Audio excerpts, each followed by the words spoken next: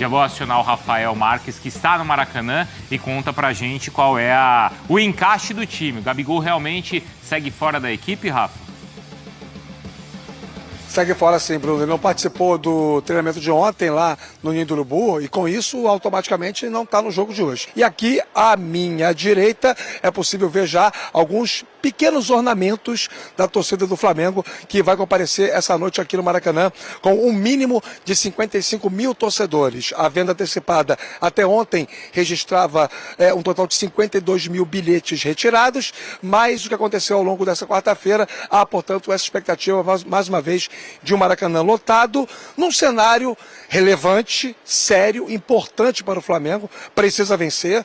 Matematicamente existe a possibilidade ainda de ser primeiro do grupo, mas não depende só de si, vai ter que torcer contra o River, contra o Racing, aliás, o Racing que entra em campo essa noite classificado. O empate de ontem entre o Nublense e o Alcas classificou o time do Fernando Gago para as oitavas de final da Conmebol Libertadores. Aí fica aquela expectativa que a imprensa argentina está começando já a ventilar. Será que essa classificação garantida vai fazer o Gago mudar o seu planejamento? Vai colocar uma equipe alternativa, ou pelo menos mista, pensando já na sequência do argentino e também da última rodada em que em casa vai enfrentar o Nublense? Essa é uma questão que vai ficar em indefinição e só saberemos momentos antes da partida quando houver a divulgação oficial da escalação. Falando em escalação, nós temos aí as telas com os prováveis times, começando com o Flamengo, que tem as boas notícias dos jogadores que eram dúvidas para o jogo, à exceção do Gabigol, todos à disposição, o Everton Ribeiro, o Léo Pereira e também o Gerson. Um provável Flamengo alinhado já nesse 4-4-2, que é a cara do novo Jorge Sampaoli. Do outro lado, o técnico Fernando Gago, se não resolver poupar a sua equipe principal, vai mandar a campo Arias no gol, Moura na lateral direita, a zaga com o Piovi jogando ao lado do Sigali e na esquerda o Gabriel Rojas. E no ataque, Paulo Guerreiro, que provavelmente vai ser muito hostilizado essa noite aqui no Maracanã pela torcida rubro-negra. O Gustavo Terreira, árbitro da nova safra da Conmebol, vai apitar o jogo, o uruguaio, e a expectativa é que o Flamengo pegue um Racing compacto, com linha baixa, um pouco mais tranquilo, jogando sem aquela obrigação e automaticamente tendo apenas como principal preocupação causar desconforto ao Flamengo. Não só pensando no grupo em si, mas na competição. O Racing tem objetivos de avançar, chegar longe na Conmebol Libertadores e, claro, se puder contribuir para o Flamengo não se classificar, ele vai fazer isso. Por isso que eu acho que os argentinos vão levar muito a sério o jogo dessa noite, que o Paulo Andrade vai contar aqui na ESPN, Abel. Ah, sempre com uma narração espetacular. E imagina um jogo bom também, Eugênio, de duas escolas de futebol sul-americano. Sim, o Flamengo é bem melhor time do que o Racing, o Flamengo vem crescendo de produção. Tive a oportunidade de comentar alguns jogos do Racing nessa Libertadores e também no Campeonato Argentino.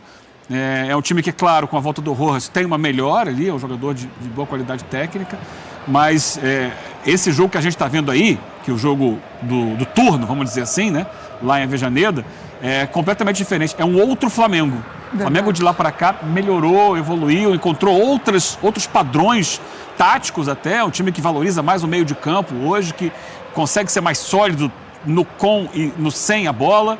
E eu acho que tem tudo o Flamengo para ganhar esses dois jogos que lhe restam em casa e passar em primeiro lugar até do grupo. É claro que não depende só dele, vai depender do Racing tropeçar no último jogo, mas ainda existe essa possibilidade. Eu acho que o Flamengo...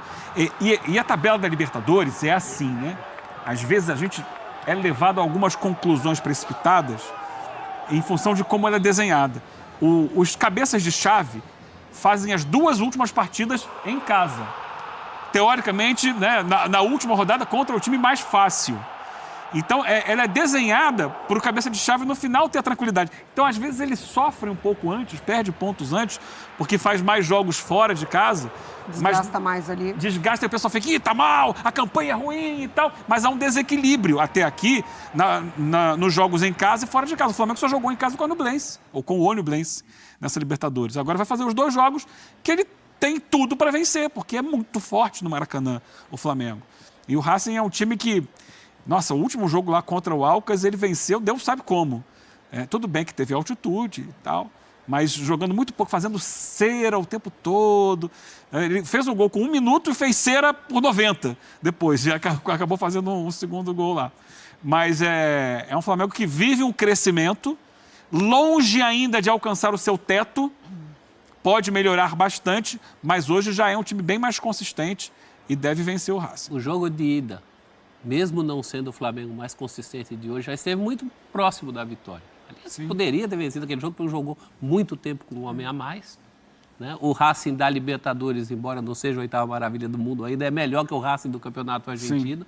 Né? Então, mais um motivo aí o Rafa levantou do Racing levar a sério porque a Libertadores tem sido a aposta do Racing, de qualidade de jogo do Racing. E o empate de ontem também, o 0-0, né?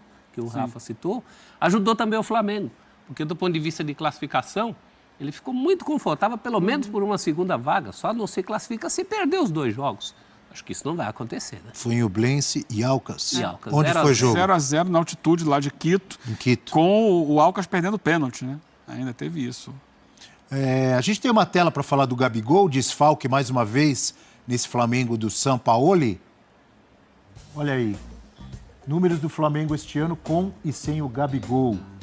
Com ele, 31 jogos, um aproveitamento 53,8%, 15 vitórias.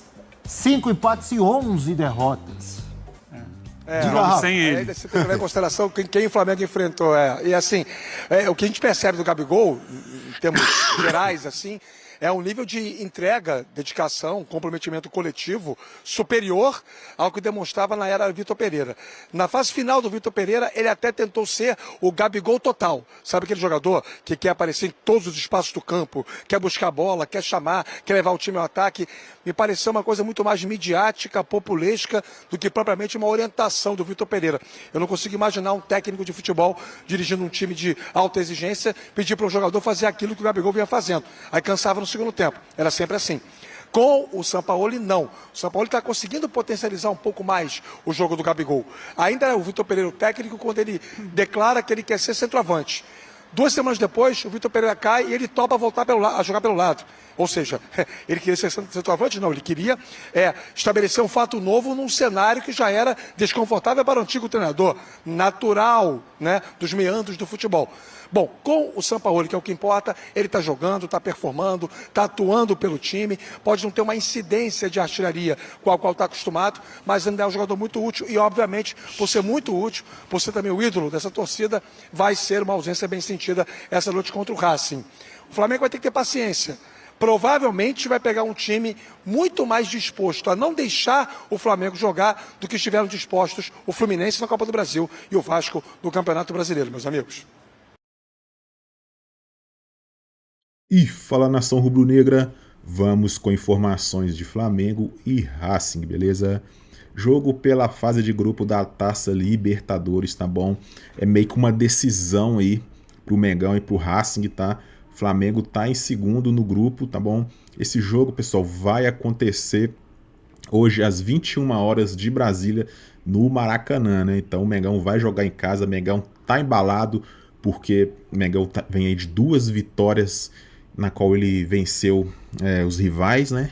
E venceu e convenceu. Então o Mengão tá embalado, Gerson voando, Ayrton Lucas voando. Gabigol está fora, vou mostrar a escalação agorinha para vocês. Essa transmissão será pela ESPN Brasil, exclusivamente da ESPN, com narração daquele grande narrador Paulo Andrade, beleza, pessoal? Então vamos aqui com a provável escalação, beleza? Pedro ali na frente, igual eu falei, Gabigol tá com algumas dores, tá fora. Gerson, Arrascaeta e Matheus França. Aí Thiago Maia e Eric Pulgar são os volantes. E ali atrás não tem muito segredo, né? Davi Luiz, Fabrício Bruno, Wesley e Ayrton Lucas nas laterais e Matheus Cunha no gol, né? O Matheus Cunha que ganhou a liderança mesmo do Mengão. E no time do Racing, tá? Que é um time bem fraco, tá bom? O Flamengo tem obrigação de vencer os caras, mano. Porque não tem o Campinho aqui, mas o melhor jogador, melhor entre aspas, né? O jogador mais conhecido deles é o Guerreiro, aquele lá que já tem 40, que já jogou no Mengão, beleza? Mas é isso aí, pessoal. deixa o seu like, inscreva-se no canal, ative o sino, porque aqui temos notícias do Mengão diariamente, beleza? Valeu, tamo junto, é nóis, até o próximo vídeo.